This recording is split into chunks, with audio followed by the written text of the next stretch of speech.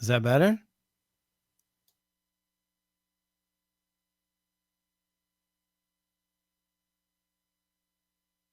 I broke my back. What do you mean by that? My back is broken. What do you mean, calm it down? It's a fight. Referees telling two fighters who want to fight to calm it down. He should calm down. So he's like a clown in his show, man. He's not your guy.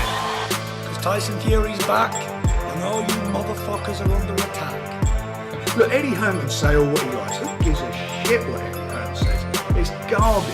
Are you off your tits? Have you been smoking something? Can you let me retire and be happy? Please? Just please. Bombs away from the Bronx Bomber! Wanda! Let's go, baby! Let's go! I'm through. They put somebody else up and give me an interview. What are you talking about? What are you talking about? You never give me a fair shake. HBO needs to fire you. You don't know shit about boxing. You ain't shit. You not shit. I wish I was 50 years younger and I'd kick your ass. I got dropped, man. Are you kidding? No, you won the fight. OMG, I am so excited. Any of you radio personalities think you want smoke? Call me Mr. Chimney. I want smoke. Yes. What is up, MCR family? Another daily edition of the show live on YouTube, podcast from iTunes, Spotify, radio, etc. I'm Matt, the Hipster Hunter. Sorry for the late show today. Usually we're much earlier in the day, but Rob wasn't available. I wasn't available, so we put the show off. Plus, for a good thing, news came out sort of later in the day on the pay-per-view buy rate of Spence Porter, which it did right on mark of what I predicted, around 300,000, upwards of 350 via Mike Coppinger. We're going to break down that news, plus a litany of other stuff to get to today, but I am joined on these late night shows, as usual, by the one and only, the illustrious Mr. Amateur Hour over there, Fugatti. Fu, what up? Sorry, man. Yeah, everything's good. I'm just busy day of family stuff, but luckily late enough show that I got on here and kind of, like you said, this pay-per-view hit pretty much where we all predicted, right? Like anywhere between 275 and 350 or so. I mean, you guys, I went back and listened to both, not both, but just our preview show, right? Because I was like, what were our predictions, right? You guys were lower, you and Rob. You both. What did I say? You said 275.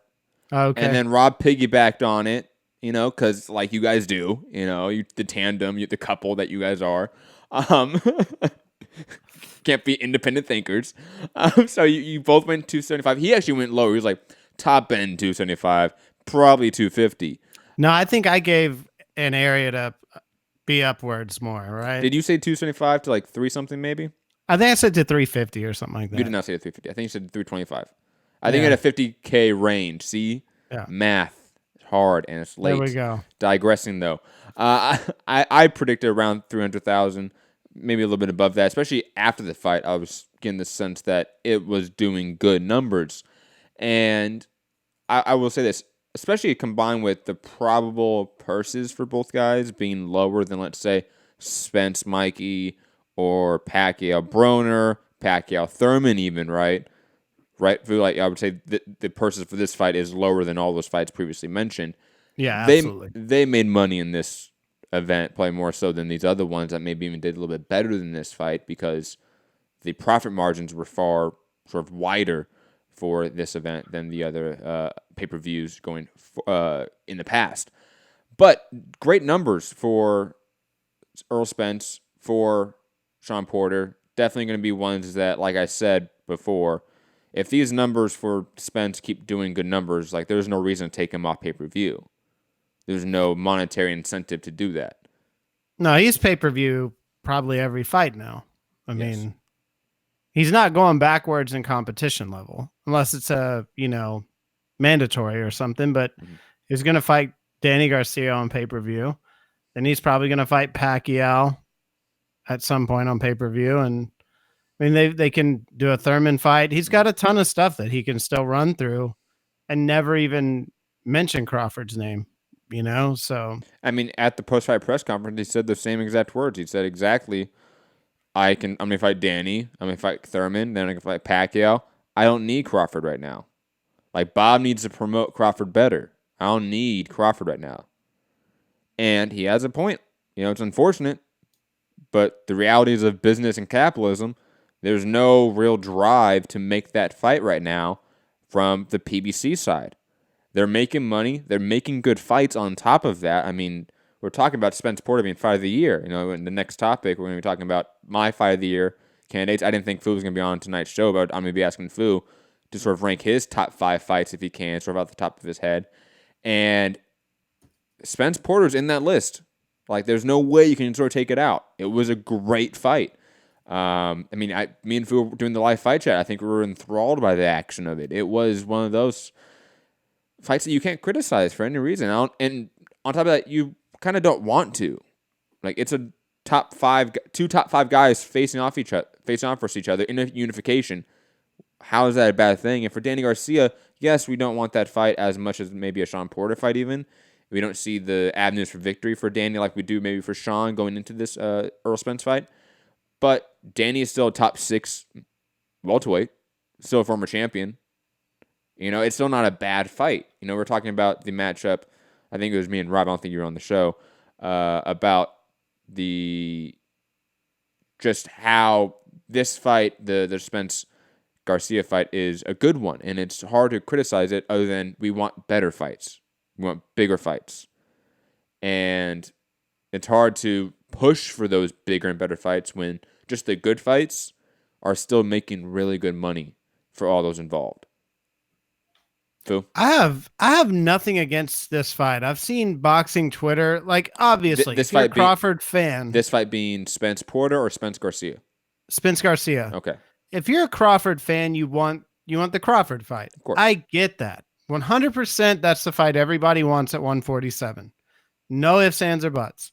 However, if you're not going to get it, a Danny Garcia Spence fight is a good fight. No one should be upset by someone fighting, top 6 to 7 competition, and in the foreseeable future, fighting every one of those guys. And on top of it, what he's talking about, we went down the list. I think it was on yesterday's show, like who's available and who's coming off a win in this division. The best guy is Crawford. They're not going to make the fight, even though we want it. Like, we have to table that for right now. We have to admit that right now. That's just the reality. Then you have Pacquiao. Pacquiao doesn't want the fight. Clearly. The next best guy is Danny. Is there another next best guy? I can't think of anyone. It's not going to be Ugas. It's not going to be Lipinets. It's not going to be Kell Brook. Like, there's no one else there. It's then Danny Garcia. A clear third guy, third option. And one of them doesn't want to fight you. One of them, you feel like you don't want to fight him because there's no monetary incentive to. And for some sort of pride, ego, A side, B side bullshit, you're not going to fight him at this juncture. Then you're going to fight the in-house third option, which is still a top 6 guy. Still going to make, let's be honest, good money. You're still going to do 300,000 pay-per-view buys. I think Spence is sort of at this sort of range now where he might dip a little bit below 300, but you're never going to see 150 from him. I doubt it going forward, at least with this level of competition. No, I think you're right. I think Spence has hit that spot where he's not a bona fide like superstar yet, right? But he's a star. But he's a star, yeah. And he has a very loyal following. And 147 being a glam division, people are interested in whoever he fights in a way. So it's not like people are going to buy a Danny Garcia Spence fight. They just are, because enough people are going to believe that Danny can stop him with, because he's got the power. And enough people now believe that Spence isn't the boogeyman. So it makes his fights even more interesting in terms of, what's he going to do with the rest of this division?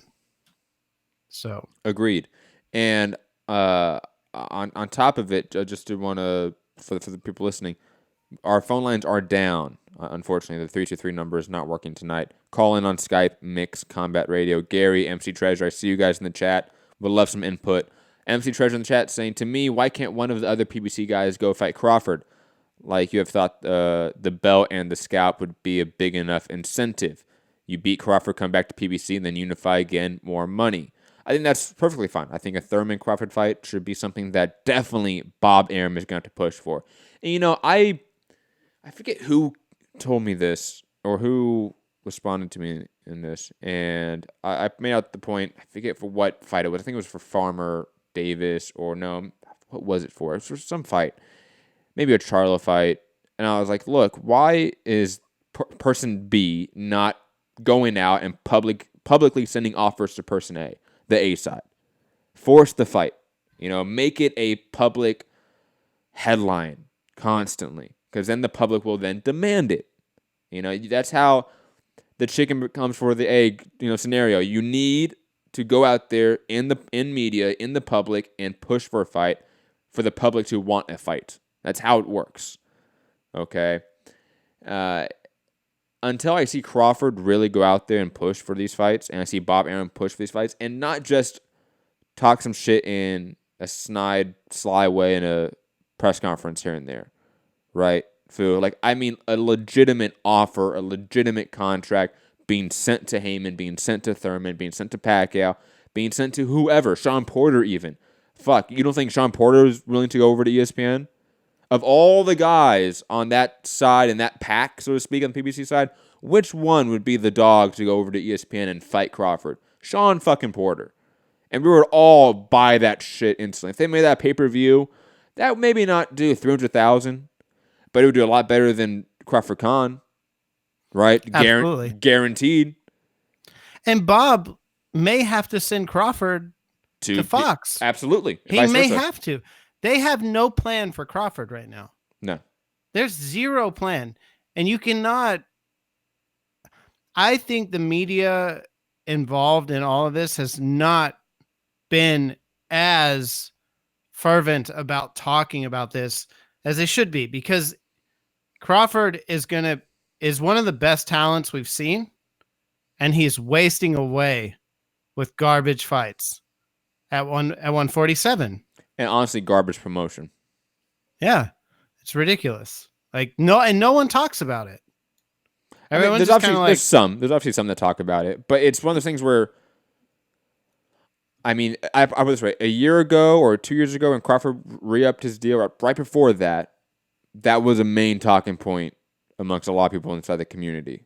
Is this the time where Crawford departs from Top Rank? Because he has not been happy there, etc. But that didn't happen. He re-upped for a 3 to 5 year deal, something like that. Yeah, it was they said long-term deal, I think is what they said. So, it's almost not in the same degree or way, not one-to-one analog, but like UFC fighters unionizing and getting better pay. Like, how long have people been championing and arguing for that? People inside the media, and fighters just don't do anything to change it, right? Like, I think a lot of us have been yelling at Crawford, you gotta switch it up here, man. Like, clearly there's a disconnect between you, the consumer, you, the promoter, you, the network even. What's happening here? Like, let's fix this. Let's course correct. Instead of course correcting, he doubled down with Top Rank, doubled down with ESPN, doubled down with the current status quo. And at some point, it's like, again, how do you get upset for Crawford anymore? And it's not like he's not making money. He's making great money at ESPN, making more than $2 or $3 million guaranteed each fight, doing decent numbers too. The Benavidez fight did over 2 million rating on ESPN. I'm assuming the one coming up, even though it's not going to be a great opponent, the lead-in's going to make it sure at least it does 1.5, 1.7 million viewers. So again, he's doing decent numbers. He's making great money. Base fighting relatively weak competition comparative to the other welterweights at the top. Yeah, and to me it speaks volumes of how Loma is promoted and how Fury is promoted. Oh gosh. And I'm not saying it's a racist thing. It is not where I'm going with this, but the fact of the matter is there's clear those favorites. guys are promoted way more heavily than Crawford. we could make it a race thing. We could make a non-race thing. It doesn't matter. There's clear favorites within the Top Rank promotional system, and there's clear non-favorites. Crawford's a clear non-favorite. And Loma, and especially Fury all of a sudden, oh my God, is a clear favorite of the network especially, and the promoter. And I want to make that distinction. I think Fury is far more in a way a network favorite comparative to a promoter favorite. Right? Yeah, Bob talks about Fury but Bob and Top Rank I don't think go out of their way to promote Fury as much as ESPN goes out of their way to promote Fury. Vice versa, I think Top Rank goes way out of their way to promote Lomachenko. And that is just clear as day. It's evident. You can't dispute that. Go look on social media, go type in Top Rank : Lomachenko and see how many posts there are. Type in : Crawford and then see how many posts there are. Search. Well, do the basic research. Bob coming out and saying Loma is the best fighter he's seen since Muhammad Ali or all this stuff, I get it. To me, Loma's a fantastic talent. I'm a big fan.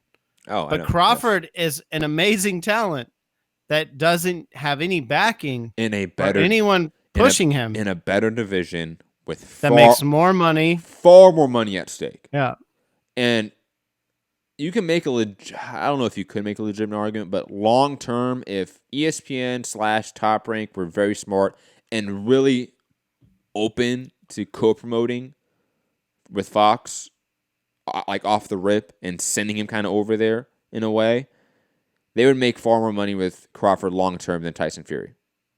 Because I think Tyson Fury is going to burn out quickly here. Oh, Tyson Fury!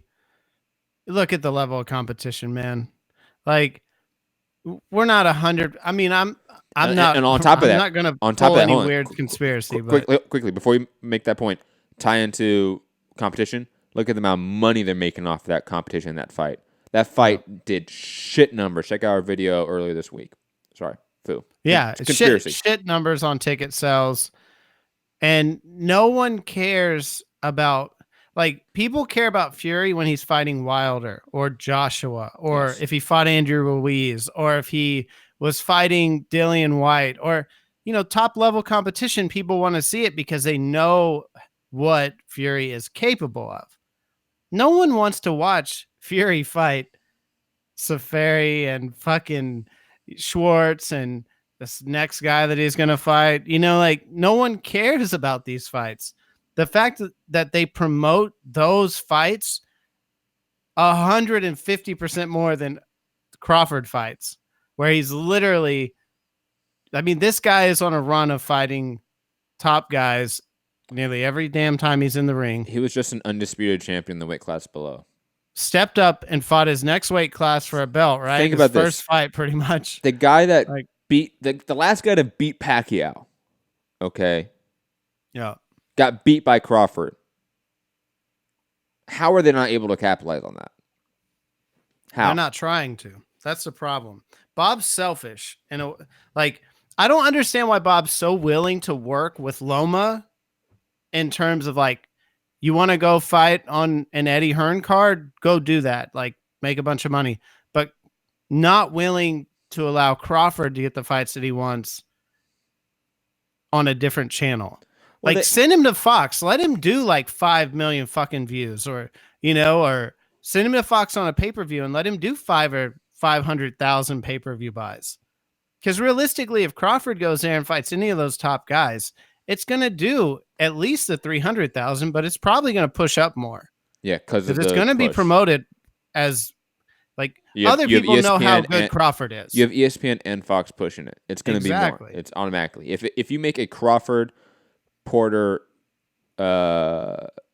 co-network pay-per-view between Fox and ESPN next first quarter next year, it does great numbers. Yeah, easily. It does 300,000 easy. That's not in a dispute, because the hype that would be, oh my God, it's everyone's now working together. You would have the backing of Fox and ESPN to the highest degree. It would be insane. It's similar to obviously we're not there yet because it's far away now. We still have a Wilder Ortiz pay-per-view to get to. But when Wilder Fury happens on co-network pay-per-view with Fox and ESPN, guys, it's going to get unreal. The level promotion for that fight. Don't tell me that you guys can't make money off Crawford Porter pay-per-view, a Crawford Sergey Lepinets Fox main event, or an ESPN main event. Don't tell me that. Like, I don't want to hear that bullshit. Yeah, and it's just, I mean, I think Bud re-signed in like 2018, right? Like he signed like an extension way before he even needed to, which makes no damn sense. Like, I don't know. Does that say anything about him? I mean, he's not being promoted. He's not getting the fights, and he still signs like an extension. Like that doesn't make any sense to me. It is what it is. But shout out to Spence and Porter doing really good numbers, 300,000 to 350,000 via Mike Coppinger, and again, obviously a good buy rate for that fight, and I think clearly above the predictions from a lot of people inside the media and inside the industry, and also people inside this show, namely Rob and Fu, not me. You know what else though? That post-fight press conference is going to sell pay-per-views on his next fights because Spence is getting a little bit of an attitude and like the way he talks to people. When he said to Porter, like, I don't need to talk to you anymore. I already got your belt. Like, I don't need to listen to you. Like, people love to see that shit. You know? Yo, he's been on fire like for the last couple like weeks or so. It's Earl out of his sort of shell. He's a star, man. I've been saying that for a while. Like, he's been trending in the right direction for a little bit now, guys. And it's clear that he is now probably the second biggest PBC star. Yep. Right. And you can make a honest, distinct argument he's a top 5 and even maybe top 4 U.S. market draw. Loma couldn't sell 300,000 pay-per-views. No. I mean, you have Canelo at the top. Yep. You have Pacquiao, and then I would say you have Wilder, and then right behind that was probably Spence. Yep. You know, it used to be maybe Broner, you know, maybe a Thurman back in the day in a way, but no, it's clear that it's Spence now. Like, there's no way you can deny that.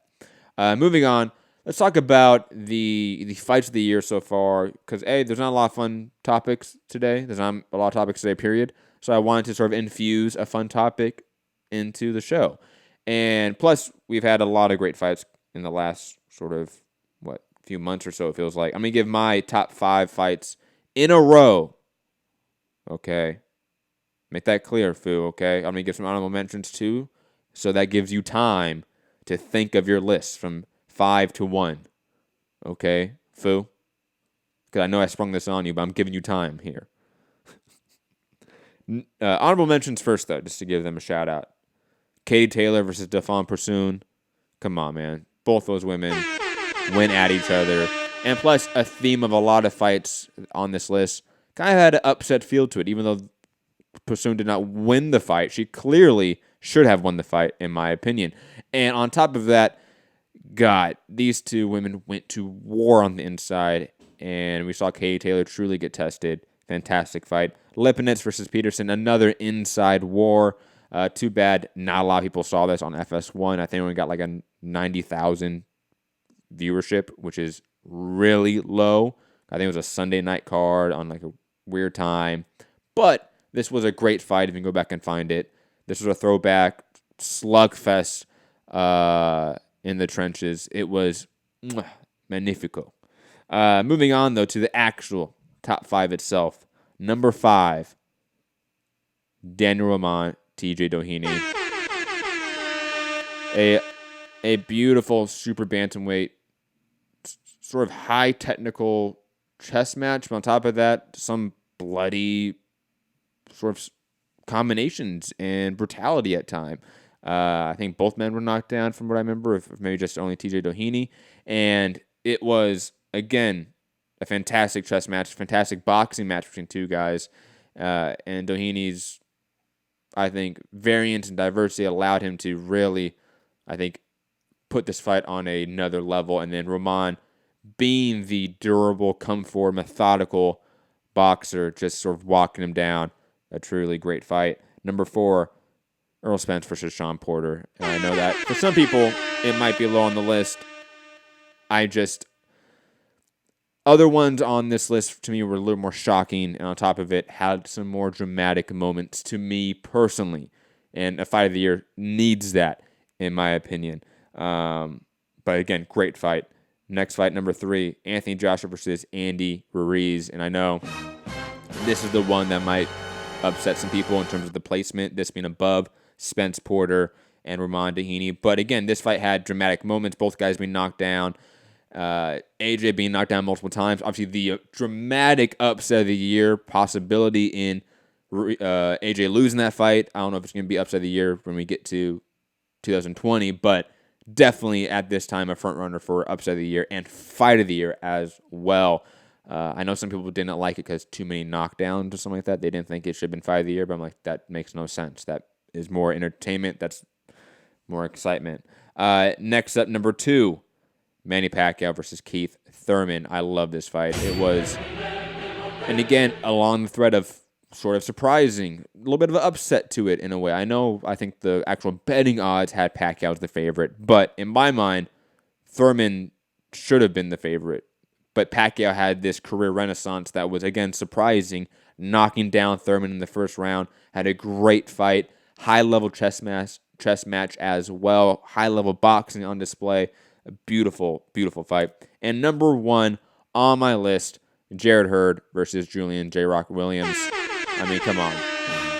This fight, it was, again, huge upset, high-level box on display, great moments of brutality and destruction on the inside when both guys really went to war. And on top of that, Williams having the performance of a lifetime. That in of itself was surprising, shocking, upset of the year potential as well. Just all-around fantastic fight. Fu, your top 5 fights of 2019 so far. Okay, and obviously I didn't put mine in order, guys. I apologize. No. Put them in order. Oh, fucking shit! You have to do it. 8 minutes before we started. It doesn't matter. Okay, so it's again so far. You can change your list at the end of the year. It's fine. So I've got Hurd, J-Rock, Thurman, Pacquiao. Wait, hold on. Are you starting at 1 or 5? 1. I'll start at 1 and go down the list to 5. Okay, start again. Hurd, J-Rock, number 1 for me. It was a great fight. Thurman, Pacquiao, Spence Porter, Roman Doheny, Joshua versus Ruiz. Then I got Taylor Pursoon. And then who did Sinisi a super bad fight recently that was like a top one for me? God, I know you love that fight. Those girls were just fucking in there to just bang it out, man. That was a great fight. Pause. But yeah. I don't remember who she fought, but I remember that fight. I'm going to have to go back now and maybe add that to my list. Now let's run through these topics and get to callers. Gary and I think the Dreamer, I believe that's MC Treasure in the chat, I believe. I could be wrong. But Dreamer, make sure you're muted when I do go to Skype callers. I'm going to go to Gary first, obviously, because Gary was first. But moving on through these topics as quickly as possible, because, again, it's late. It's just a sort of spontaneous show. Via Mookie Alexander of Bloody Elbow. Fight night weights for the Spence Porter fight. Sean Porter weighed 165.6 pounds. Earl Spence, surprisingly, though, weighed less than him on fight night, 162.2 pounds. Both men exceeded the California State Athletic Commission's new rule of a 10% body weight percentage rule. So if you cut more than 10% of your body weight, that is technically against the rules. And you get, I believe, a warning in your first time. And if you do it again, you're technically not allowed to fight in that division in that state anymore. Oh. I want to say. Wow. Yeah, that's what they've been trying to do. I don't know if I have those particulars right on when those things happen. Maybe it's 2 warnings, I forget. But that is what they've been trying to do lately. I think they've been doing sort of a experimental probationary period of the last year, and now they're really trying to implement it going forward. But digressing, Fu, thoughts on the fight night weights of both men, and on top of that, them exceeding the new ruling of the California State Athletic Commission, and on top of that, your opinion about the ruling of the new rule, I should say, of CSAC. I mean, props to them for trying to implement something that keeps people from cutting too much weight. Yes. But you have to back it up. Like, if you're going to have this rule, it doesn't matter if it's Porter or Spence or Canelo or whoever.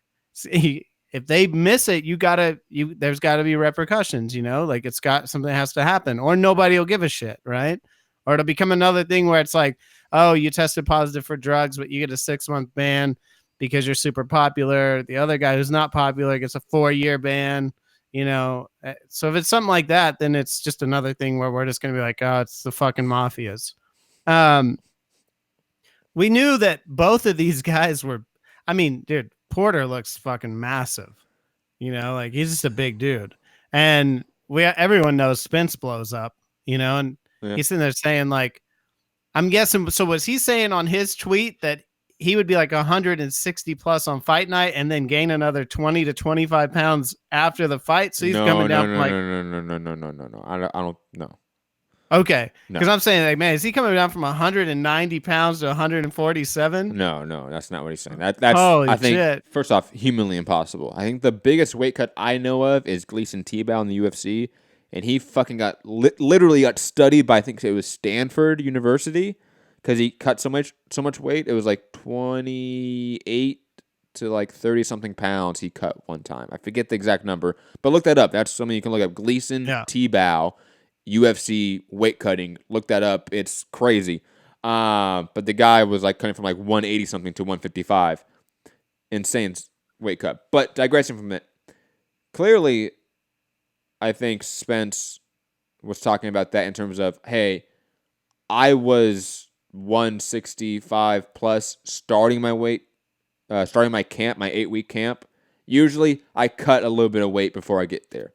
Usually I'm, let's say, 15 pounds over, when I start the 8-week camp. That's, I think, sort of what he's alluding to. Gotcha. To be honest. But digressing, yeah, both guys cutting a ton of weight and definitely could probably move up to 154. That's without question. Let's be honest. And on top of that, I am curious to see some of these numbers for some of those guys at junior middleweight, because those guys are fucking gigantic. Like Danny Jacobs fighting at 160 and coming in probably like 180 something pounds on fight night almost every time. Yeah. Yes. It's insane. Good times. Moving on. Guillermo Rigondeaux back versus Liborio Solis is signed to take place for the vacant WBA belt on December 7th. It'll be on the undercard of Jamal Charlo, Dennis Hogan on Showtime. First off, look, I'm always going to watch Rigondeaux, and you add him to a Jamal Charlo card, I'm going to probably be more inclined to watch the card and not shit on it. But still, Liborio Solis isn't a bad fighter at all. He's a decent fighter. He has only lost to really good guys like Yamanaka and McDonald. But it's one of those fights where it just doesn't get me going. It doesn't get me hyped at all, I think, in a certain way that I really want from Rigondeaux in this late stage.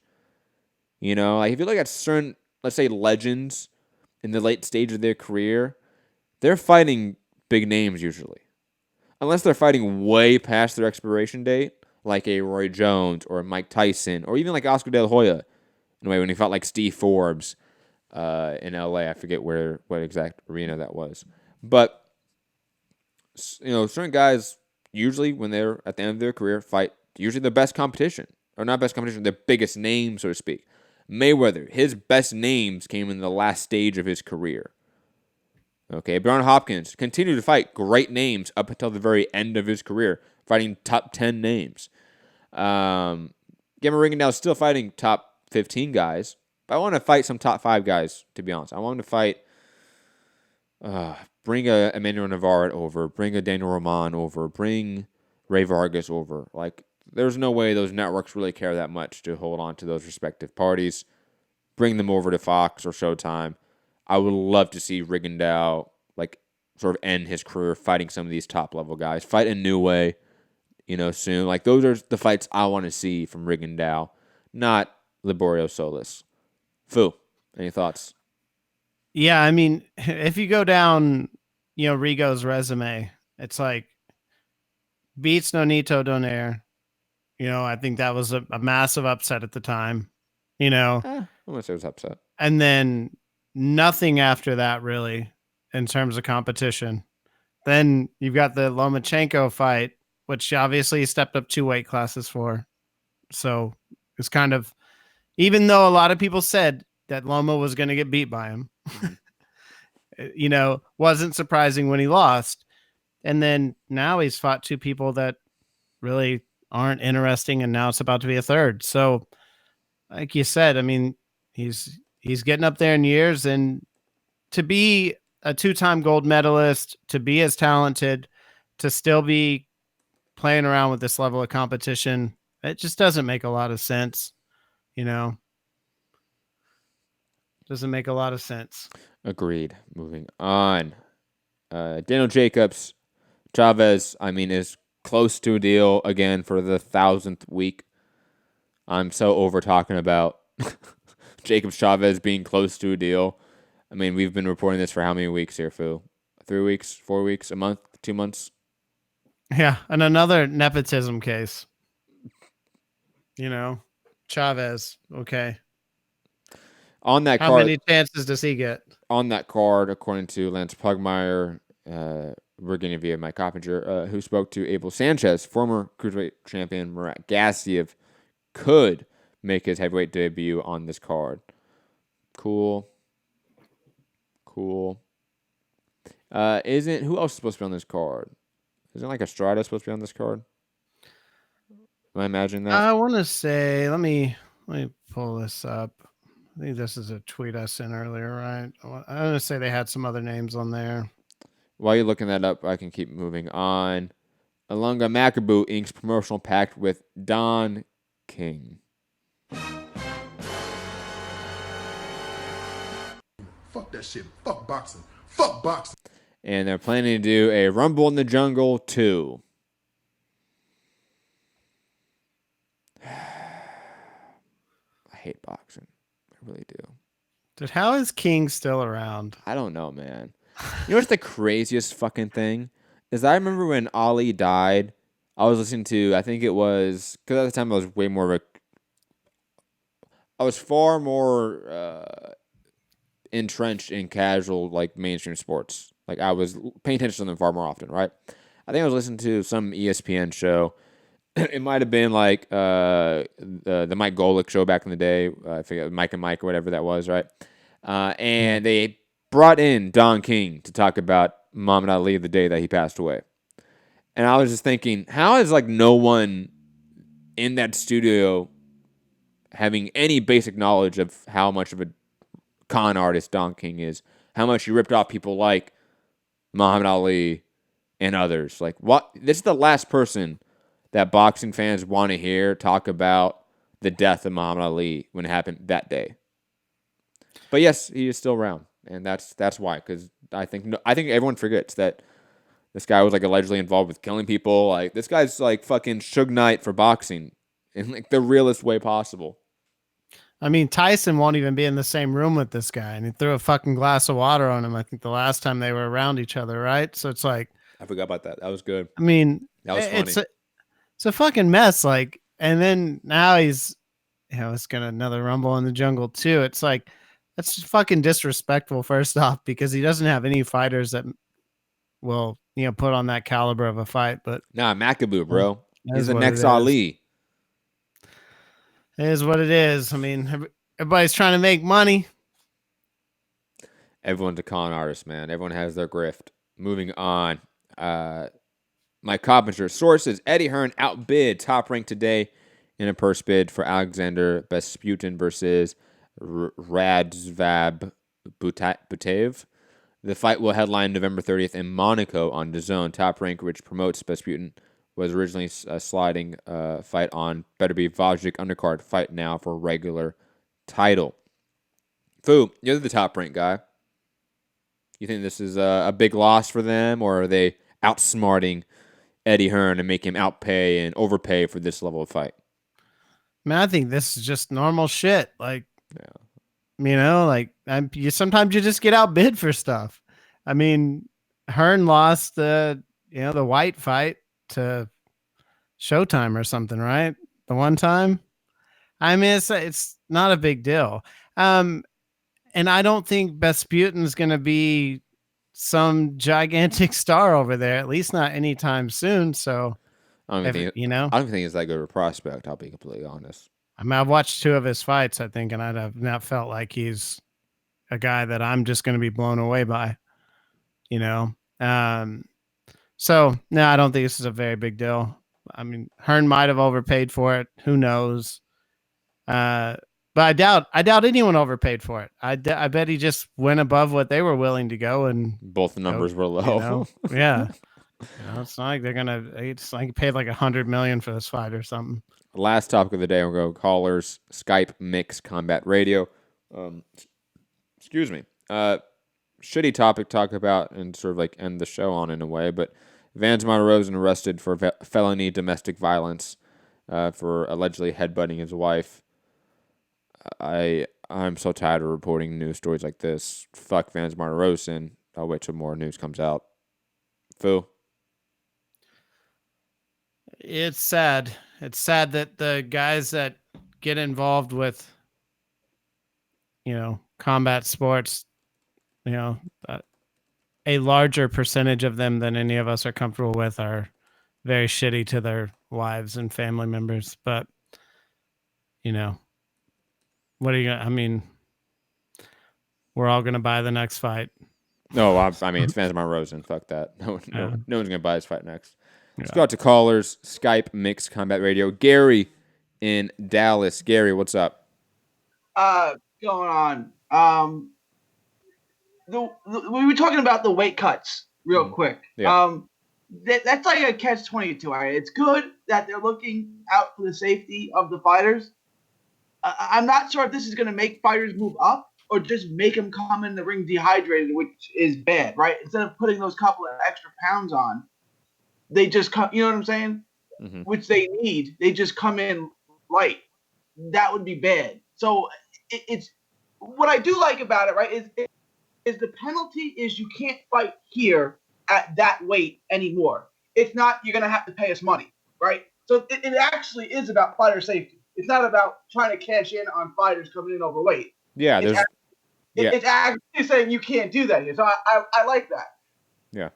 As far as I know, there's no financial penalty attached to it. It's just, hey, you can no longer apply for a fight with this weight class in this state anymore. That's the penalty.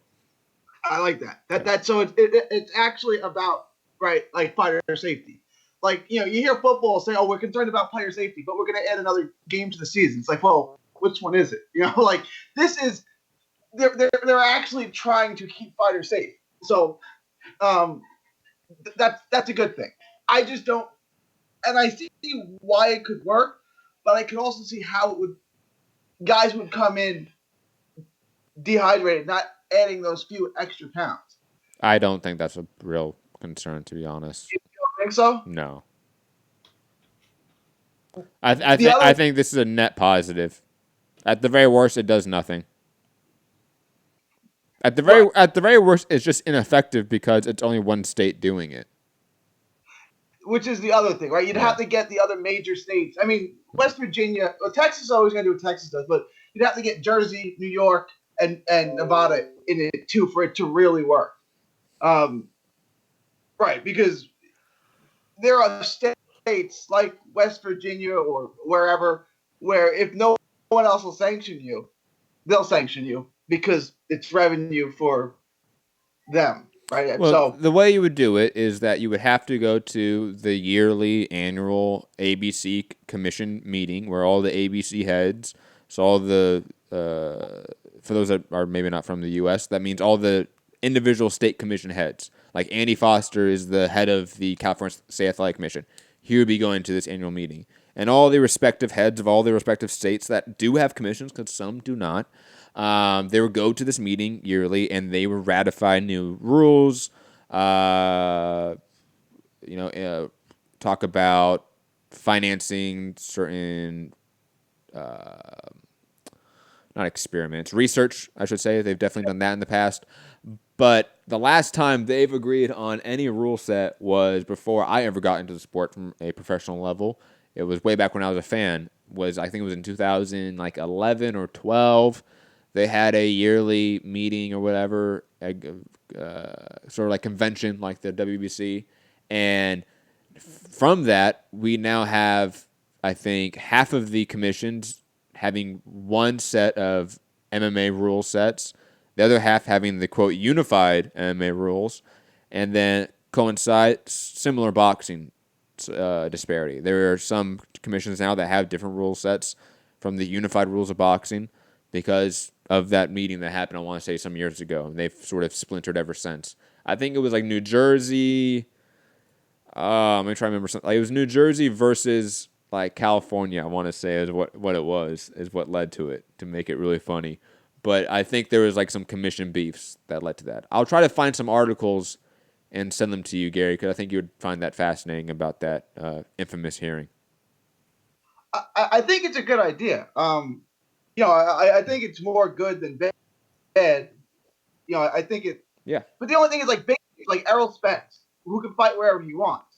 Let's just say, okay, I'm not going to fight in California anymore. Which, okay, if something terrible happens, it's not on California's conscience, but it's not going to, until more states or the ABC adopts it, you're just going to chase big name fighters away.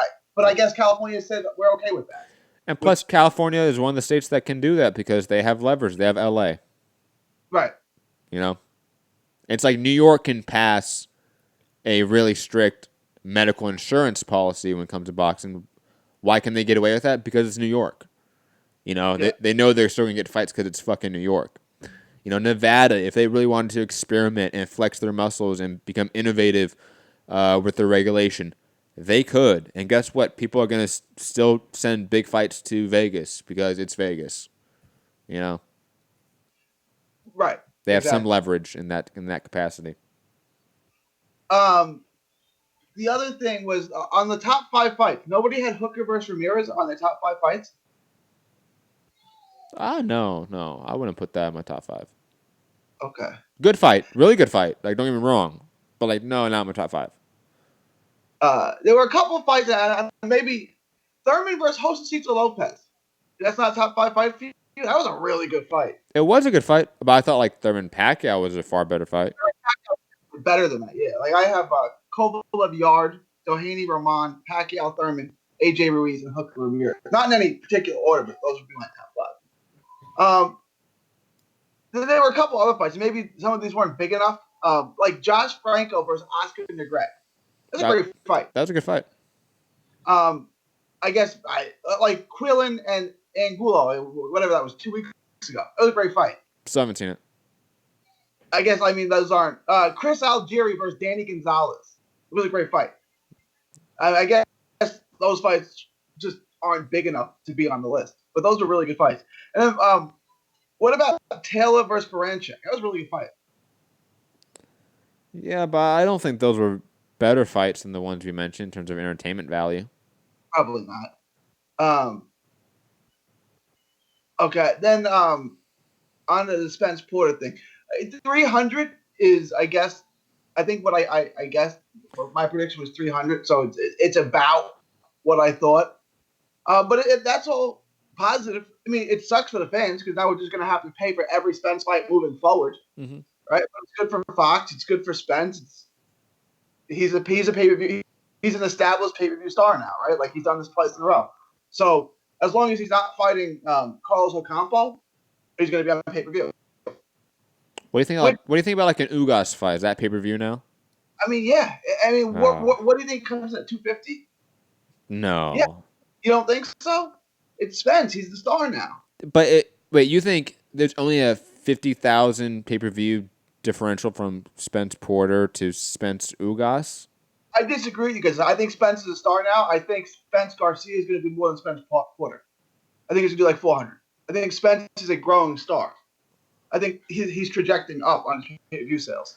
Like you guys. Okay. So if we're talking under that pretense and that hypothetical thought experiment, yes, I agree with you then. That if Spence is on this again upward trajectory, as I've been saying too, which good point, that if Spence Garcia does 400,000 plus, then it's clear that even now his star is growing, and lesser fights like Spence Ugas could still do air quotes respectable pay-per-view numbers. That it would still be worth it financially for them to put it on pay-per-view. Yes. I think Ugas, I don't see him fighting Ugas anytime soon. That's just the name I threw out. Right. Yeah. Right. I would see Danny Garcia and Keith Thurman, and both of those would obviously be pay-per-view. If he fights Garcia on pay-per-view and Thurman picks up another win, that I think Thurman versus Spence does 500,000 pay-per-view buys. Probably. So, yeah, I mean, now there's really no reason to have him fight Bud unless he absolutely demands it. And he doesn't seem to be absolutely demanding that fight. So I gave it a 90% chance like 3 days ago. I don't think that's going to happen now because they'll fight Garcia and then he'll fight Thurman. That'll be his 2020. And then, at some point, the IBF, if he wants to keep that belt, the IBF is going to make him fight whoever his mandatory is because the IBF does that. So, like, the Crawford fight really doesn't seem to be anywhere in the foreseeable future. Yeah, 2021, man. That's what the Fox executive said. Yeah, that's a shame, right? I mean, it is a shame for sure, but it has to be something on Bud's team not putting enough pressure on Bob Arum, because you can't tell me that a guy like Lomachenko comes in and signs a contract to get a championship fight, his second bout, his second pro fight, because his team is so obstinate. They made Bob agree to it. And they got it. So Crawford's team obviously isn't doing enough to push Bob to get that fight. Because realistically, if you're Crawford, you would say, I don't give a shit where this fight happens. Make it happen. Put it on Fox. We'll get the rematch on ESPN. We'll do a co-promotion, whatever. I can't have my name run through the mud on every fucking social media platform. I need these fights. But on top of that, hold on, Gary. Sorry, I don't want to cut you off, but I just want to further this point. And it sort of touched on some of the guys and having a really good discussion in the chat. Arthur, MC Treasure, you guys are having kind of decent discussions. I want to say props to you guys not being, yelling at each other and, arguing stupid shit. Good discussion. But the reality is that Crawford is being frozen out of this pack at the top of the welterweight division. We can sit here and bitch about how PBC is doing it for 2 hours, or we can sit here and talk about it for 30 minutes to an hour about how you adjust to that reality. How do you adapt to that reality? I think that's a far better discussion to be had than to sit here and bitch about PBC freezing someone out. Similar to like bitching about DAZN freezing Jamal Charlo out in some way, right? Like that does no service to the reality in the situation, honestly, to the fighters themselves, because they have to deal with this reality. They have to go day in and day out dealing with this. Bitching about it doesn't fix it. So how do you fix it?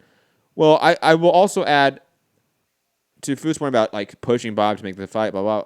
Look, clearly the fight's not happening anytime soon. So how do you get towards the fight?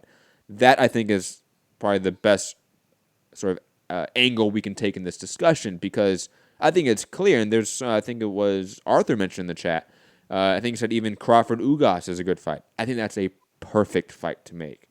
I think Crawford Ugas, Crawford Lipinets, one of those guys is the perfect guy outside the pack that is a PBC name that you can negotiate for a big fight.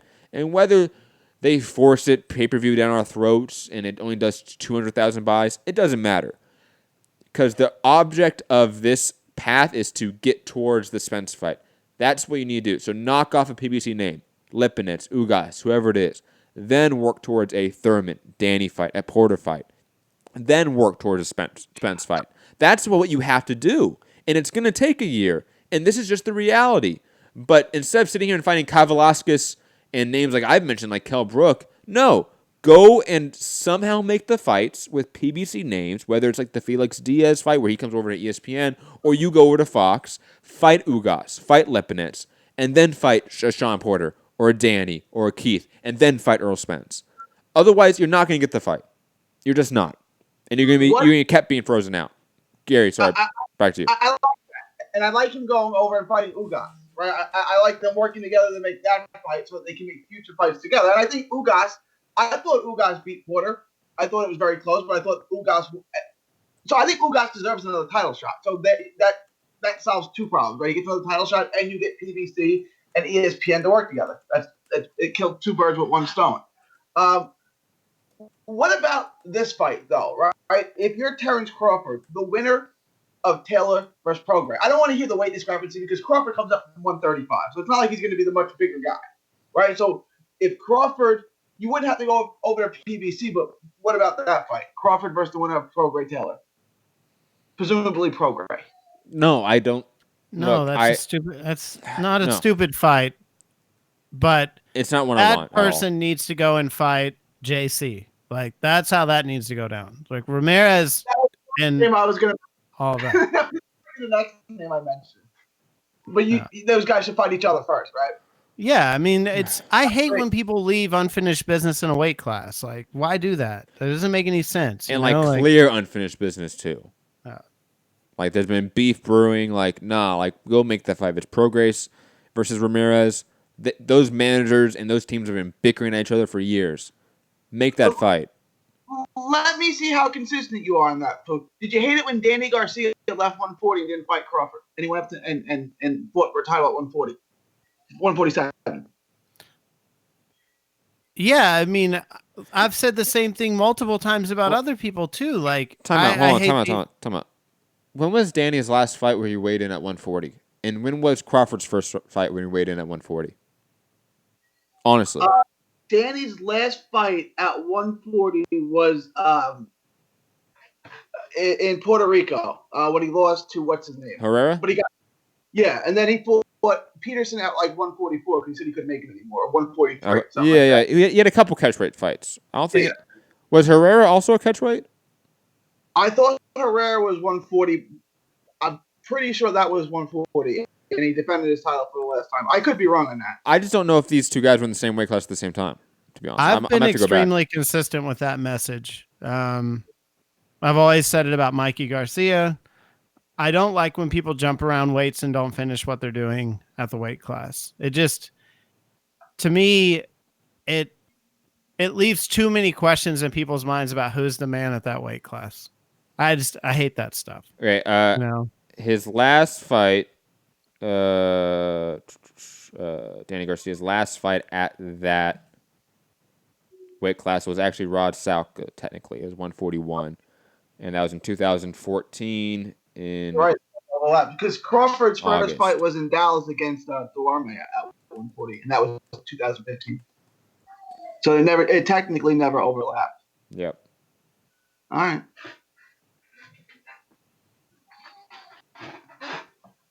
But I'm saying the money's at 147, right? So, as a fan, I want to see Ramirez versus Rougarou, or Taylor, and I don't want to count Taylor out. But fighting Crawford on pay-per-view is more money, right? So, go. You know what I'm saying? Go up to 147. Even though as a fan, I'd like to see those two. Ramirez fight Prograis or Taylor. It would make more sense for him to go take the big money fight. You know what I'm saying? They could always come back down to 140. Yeah. So Arthur's making a point about Canelo doing this. The difference would be... I don't think I like Canelo doing it either. I don't really care for Canelo doing it. I'd much rather have Canelo face Andrade, Jamal Charlo, Triple G again. I've been very adamant about I'd rather have those fights than a Kovalev fight. The other thing, though, is that Canelo hasn't put it out there that those fights are never going to happen, or that he's moving up and staying up because he can't get back down to a weight or anything like that. Canelo, just realistically, it seems like to me, it is just almost like rushing his own history. Like he wants to win and at 175 and just do this ridiculous thing, kind of like a Mikey Garcia. It's not fun for us because I think I would have rather seen, Vosdick or, Bivol or somebody get that fight with oh my god, I just went blank reading the fucking chat. I would rather see Kovalev fight those guys than a Canelo. But in the realistic thing, and this is where this kind of ties back into the Bud conversation, anyone will take a Canelo fight because Canelo's promoted very well, makes a shitload of money for the other person, and it doesn't matter if you lose, you come out ahead in some way, shape, or form. Bud has not been promoted that way, has not done much to get that. And to be honest, Spence is clearly that guy in the division now. Where like he's the guy, he's the money fight in the division now. Like like we know like Mayweather and Pacquiao are like kind of around, but like realistically, they're not fighting some of these guys. I think Pacquiao had his one fight against this current crop of generation, and he's good. I think Mayweather certainly doesn't want to fight any of these guys. The money fight for all these guys in the division now is Spence, clearly. And because of that, he's going to be ducking everyone, and everyone's going to be wanting to fight him. That's how it's always going to be moving forward. I want to say one more thing about Canelo doing it, and I think it's a little bit different because Canelo hasn't cleaned out the division, but he's real close. And here's my point: if you were handicapping these two fights, which ones do you think are closer to even money? Canelo versus Charlo, Canelo versus Andrade, or Canelo versus Kovalev? Which one's closest to an even money fight? Kovalev, because he's going up 2 weight classes. Probably Kovalev. In terms of the betting odds, what they're actually going to be, it's probably going to be the Kovalev fight. Yeah. Right. I think Canelo can win the fight. Right. So I don't want to sound like a hypocrite. I'm going to sound like one, but I actually like this fight because I think it's the most competitive fight, and it's like the one where I could see either guy winning for sure. Like I wouldn't know which way to bet my money. I'm leaning towards Canelo, but if he can't get on the inside consistently, and get past that long jab, he can get iced by a right hand. Like Kovalev's still going to have that crusher power. So like I think that's the best fight, and I think Canelo could win it, or he could get outboxed, or he could get knocked out cold.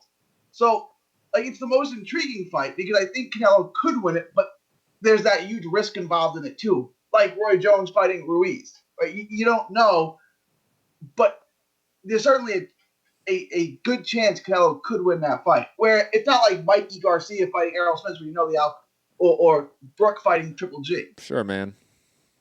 Whatever you say. I would still rather see him unify 160. When Canelo loses his fight against Kovalev, I'm going to say I told you also. Just being honest. You can't see a situation in which Canelo wins. You can't see him getting inside the jab and working that body. I absolutely do. But, hey, I mean, who knows? I think people underestimate how good Kovalev is, too. I think, like, it's a Look, here's the thing. That's a tough one. People think like Triple G like beat him by using a jab and outboxing him and having that sort of like old classic Soviet style, right? Kovalev's bigger with a wider wingspan, a better jab, I think a better 1-2 overall than Triple G. Yeah, I think it's going to give Canelo a lot of issues. I'll be honest. Right, but if I said to you, who's a guy? Give me a style that would trouble Kovalev. It would be a guy like Canelo. Yeah, but Canelo's style is fantastic against Kovalev, but Canelo is also 5'8" and walking around 175 pounds maybe. Right, we're talking like for sure. But is he so short that actually becomes a disadvantage for Kovalev? No.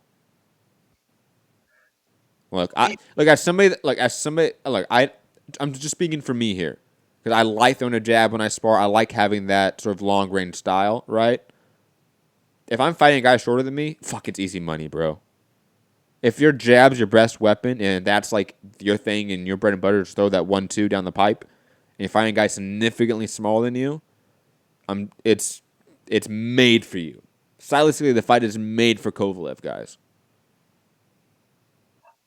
Now I see it being style, like both guys are saying, okay, I have this style to win this fight. Like I can get inside Kovalev's jab, and I can work his body, and I'll break him down, and I'll stop him if I'm Canelo. Like I'll stop him in the 9th round. Like, and I see Kovalev saying, I can ice him with the right hand, or I can win the fight from long range because I'm so much longer. Like I see a clear path for both guys, which is really why I like this fight.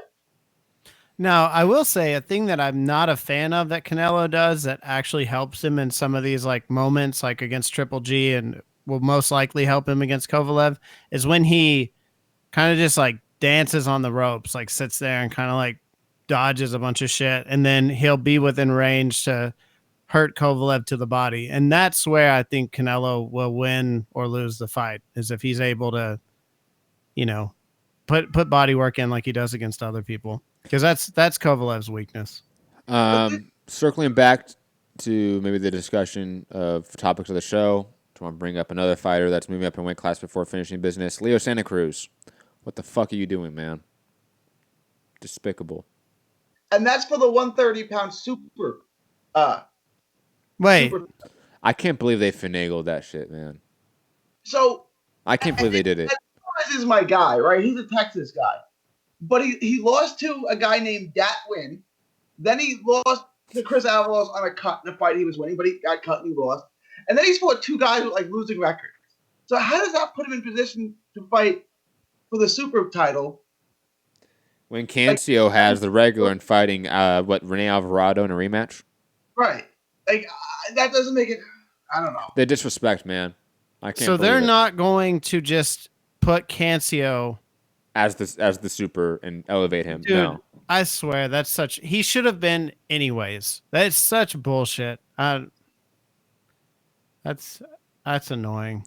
Hey guys, we all need, I think, input from our good friend Charles Martin on this subject. Fuck that shit. Fuck boxing. Fuck boxing. Thank you, Charles. I agree with you on everything. The God himself. Gary, any last points?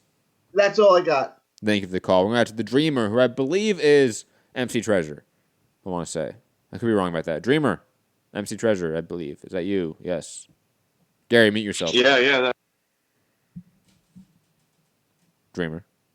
MC. Yeah. Yes. You guys hear me? Yes, we do. What's up? Hey, not much. I was just busy in the chat going back and forth. So I mean, there's a few different topics we kind of touched today. Mm-hmm. And I feel like I get what you guys are saying. The reality is being frozen out. But to me, it just feels strange that we always just accept the reality and like we take the pressure off the guys that we need to be putting it on. And we're now blaming the guy who's the victim. To me, that's the part that's strange to me. It's like, sorry, I don't mean to cut you off, but I don't think we're blaming him. I want to make that very clear. Cause I've heard that response to my points and my argument before, and I understand why people think I'm blaming Crawford, but I'm not doing that. I don't think Food's doing that at all. I think, if anything, we're trying to be on Crawford's side here. Like, this is how, if I'm Crawford's best friend, I'm telling him this. Because this is how I help him. This is the best avenue to help him. It's not really blaming him. Because, again, I think we've said it. Like, yes, PBC is freezing him out. Like, that is clear blaming on PBC for freezing him out. You know, PBC is the subject, freezing out's the verb. You know, like, it's clear who we are blaming. Okay? But we cannot fix this individual situation. And on top of it, to fix this issue, because this isn't just a Crawford-Spence issue, right? Like, fighters being frozen out is a long-running historic issue in boxing, right? You have to tackle that from a regulatory standpoint. Like, we need, sanctioning bodies to actually fucking do their job, and because they don't, we need probably commissions to maybe have oversight over sanctioning bodies to make them enforce their rules. Because otherwise, this systemic issue of like fighters not having to fight certain guys is never going to go away. So us yelling at PBC or Spence for this individual case isn't going to fix this case or the underlying problem in the sport. Agreed. And I like the fact that you brought up some good ideas to move things forward. Mm-hmm.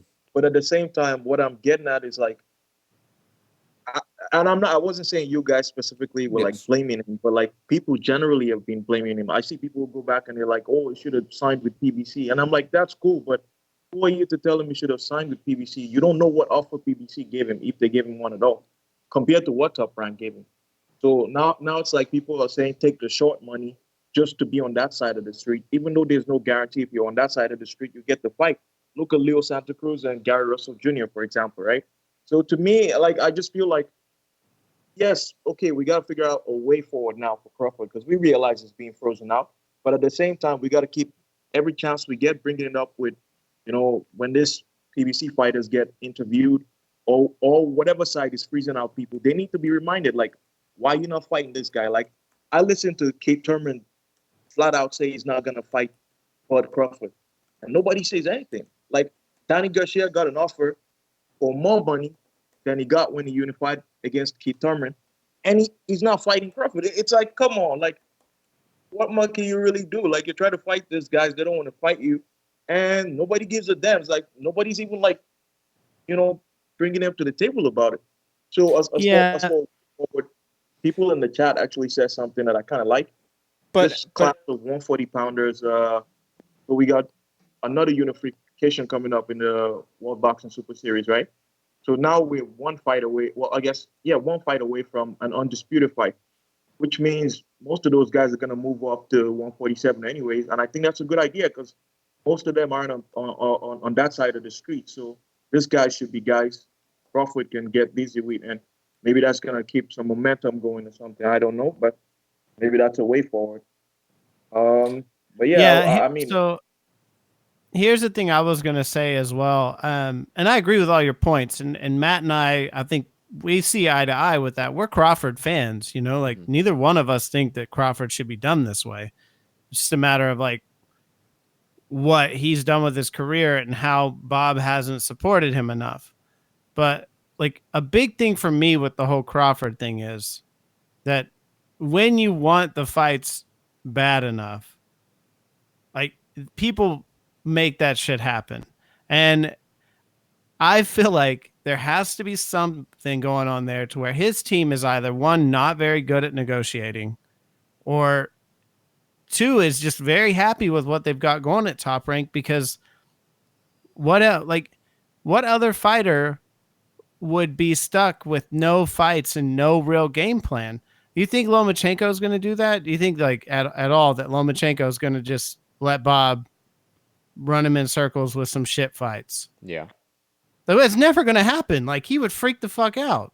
No, but guys, too, Lomachenko is kind of like in a similar shoe, right? Like, a lot of people want to fight him, but if you think about it, like, the big fights he wants, like Uzi always calling out, they're freezing him out. They don't want to fight him. So basically, like, I think unless you're, like, bringing in Mayweather kind of money or something, like, where this guy's literally have no choice but to fight you to get that big payday. If they choose to freeze you out, they can. That's what's happening. Like, we saw this a similar thing in the AJ Wilder thing, right? Like, those big money on the line, they weren't ready to take the fight at the time.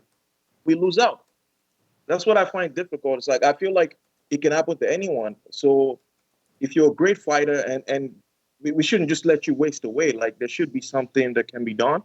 And I agree. Like, it's not really the fans' fault. There's nothing we can really do. But the least we could do is, keep the pressure up. Like, if you guys remember Rigo and Loma, it was kind of a situation like that, right?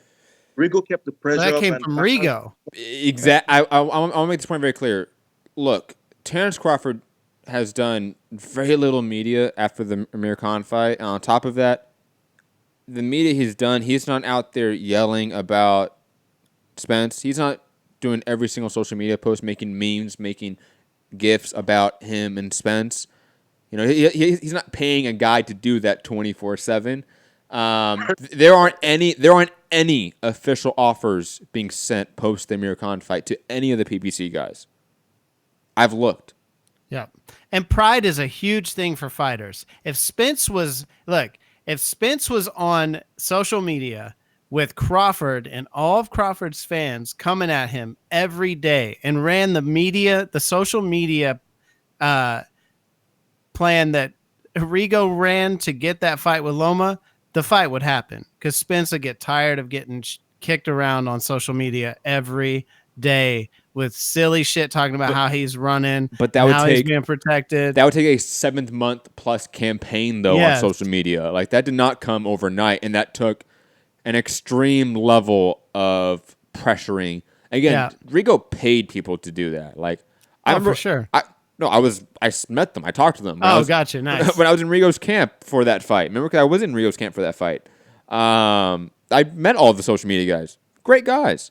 But he had a team that he paid for purely to push for that fight. Yeah. Think about how insane that is. Crawford hasn't done that. But that's the kind of drastic measures we have to take, like people have to take now, because it's like otherwise the fight won't happen. Yeah. Like no choice, because I remember like these guys were drawing like memes and cartoons and everything. Mm-hmm. And like I know Rigo doesn't speak English like that, so I know he wasn't writing it himself, but it worked. And I feel like we're in a situation where we might need some of this. So maybe Barber, Arum, and Bud have to pay some people as well and get this going. Absolutely. We need the fights. We need the fights. Well, here's another point that I wanted to make to you, and like this is something that we struggle with on our channel is like we're not Access Media, and those people doing those interviews are never going to ask those tough questions that you're asking them to ask. Like no one's going to get in there and lose access to Spence or Thurman or Pacquiao or Wilder because they've pissed off these guys on the side of the street and lose their access to these fights. Like that's the thing I've run into, and the most disappointing thing about getting more involved in this business is that you have to kiss a lot of ass, and we don't do it. And like, we don't get a lot of media credentials when we ask because our interviews, because people don't want those tougher questions. They just want you to kiss their ass. Yeah. I can see that. It's a catch-22 for sure. Mm-hmm.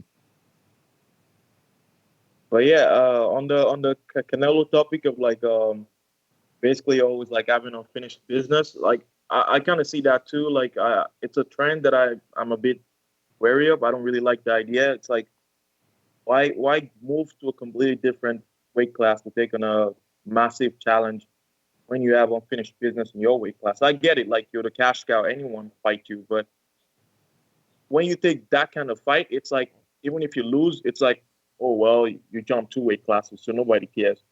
I feel like that's the same thing Mikey Garcia did with the Spence fight. He literally left the Loma fight, froze him out, said he wasn't gonna do that, took a challenge that he knew it was safe to lose. So to me, I mean, it's brave, but at the same time, it's how brave is it really, you know?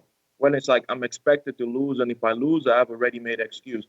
So to me, I don't know, like I feel weird about when fighters do that.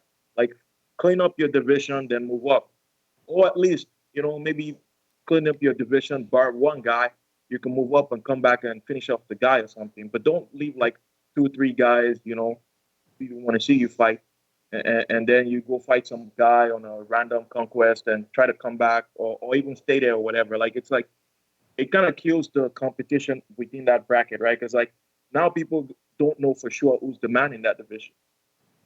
Yeah. So and this is not directed at you at all, but I can't fucking stand that bravery thing. Like, to me, it's like, it's 2 guys getting in the ring and throwing punches at each other. Of course they're brave. Like everyone treats that like some consolation belt that people win. It's like, oh, but look how brave he fought. Look how long he stayed in there when he could have quit at any time. It's like, I don't care about that. Like, moving up 2 weight classes, like, what you're doing. Like, I'm not going to give you a bravery belt. Like it doesn't matter to me. Well, but you know how they always sell those fighters, like, he's taking on brave conquest, is gonna go against the bigger man and all of that. That's how they always do it, right? Yep. Knowing fully well that if this guy loses, it's just gonna say, oh, it wasn't my weight class. So it's like you win either way. Like, when you win, you win. When you lose, you lose. So when you lose, you still. Yeah, I agree with you 100%. I said that about Mikey moving up, and it's the same thing with Canelo. There's no real loss here for Canelo. He's not going to lose any belts. He's not going to lose any potential to make money. None of that, So it doesn't matter. He could go in there and get the shit kicked out of him and go right back to 160, take any fight, and make tons of money. Exactly. But yeah, that was pretty much my call. Thanks, guys. And even though I was venting in the chat, I'm still like calm when I'm having a back and forth debate. So that's a healthy talk, man. You guys are having a good talk in the chat. I think No. Matt was right with that. That was a great chat. No, you guys were doing fine. And thank you for the call, MC Treasure. Always appreciate it, man. We got to run. It's late. I'm tired. Kid has school early in the morning. And I got to read him his bedtime story. And so, yeah, we have to run. Foo, final thoughts time. Final thoughts, man. Fun show. The chat was active. Love seeing everybody. Good discussion. Thanks for the calls, guys. And yeah, man, Spence is third biggest American star right now. Fourth, I guess, if you count Pacquiao. Yeah, probably like fourth. Yeah, yeah, that's pretty good. You know, Texas holding it down. That's right, man down. Strap season. Where can they find you? Fugatti MCR, all platforms, guys. All right, final thoughts for me. Spence is obviously a star. Not even in the making. He is a star. Like, I feel like it's been official for some time, and this is more just a confirmation of that. The officiality of him being a star, a bona fide boxing star. And I cannot wait to see what he can do going forward throughout his career, what his legacy is going to be long term. It's going to be fantastic to watch his career unfold, you know, in similar ways. Like, his career in stardom is just beginning, right? And it feels like for a lot of other guys, it's just like there's just now trending in the right direction. Canelo in that same way. Like, the last 2 years, it's felt like he's now clicking in all cylinders. He is now the true star and true fighter that people want him to be. Should be a great era going forward. You find me, Matt Hunter, MCR, all platforms. Hit the like button, share the show, subscribe, patreon.com/Mixed Combat Radio. Peace.